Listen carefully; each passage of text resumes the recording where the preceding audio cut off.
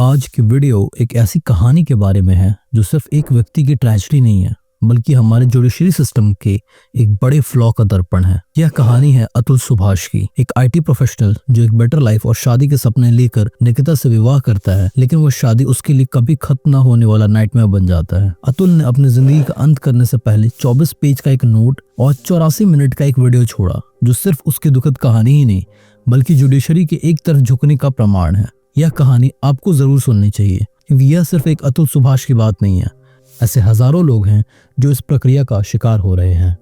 अतुल सुभाष की कहानी शुरू होती है 2019 में, जब उनकी शादी मैट्रिमोनियल वेबसाइट के जरिए निकिता के साथ होती है। शादी के 2 साल बाद उनके ऊपर फॉल्स केसेस का सिलसिला शुरू होता है। डोमेस्टिक वायलेंस, अननेचुरल ऑफेंसेस और एलिमनी जैसे आरोप लगाए गए, सब बिना किसी मजबूत एविडेंस के। इस पूरे समय पर निकिता और उसके परिवार की डिमांड सिर्फ एक थी, पैसों का एक्सटॉर्शन।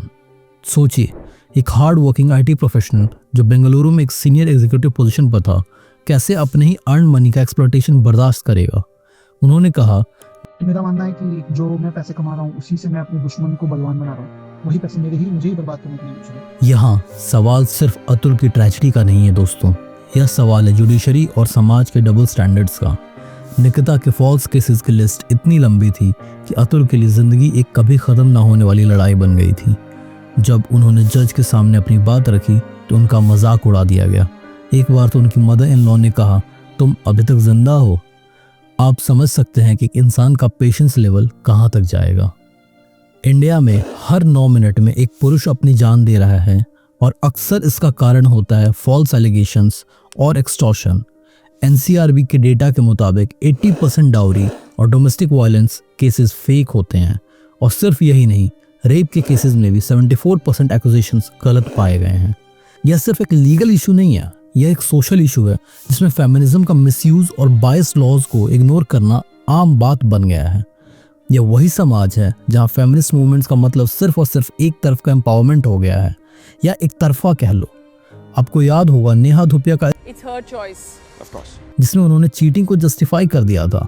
लेकिन अगर यह सब सिर्फ एक जेंडर के लिए जस्टिफाई किया जाएगा तो इक्वालिटी का कॉन्सेप्ट ही मीनिंगलेस हो जाएगा।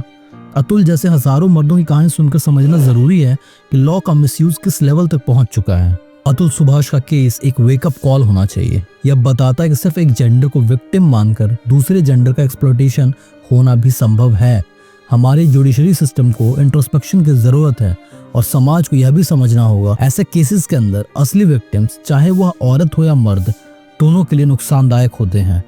दोस्तों, इस वीडियो का मकसद सिर्फ एक कहानी को हाईलाइट करना नहीं था, बल्कि एक जरूरी डिबेट शुरू करना था।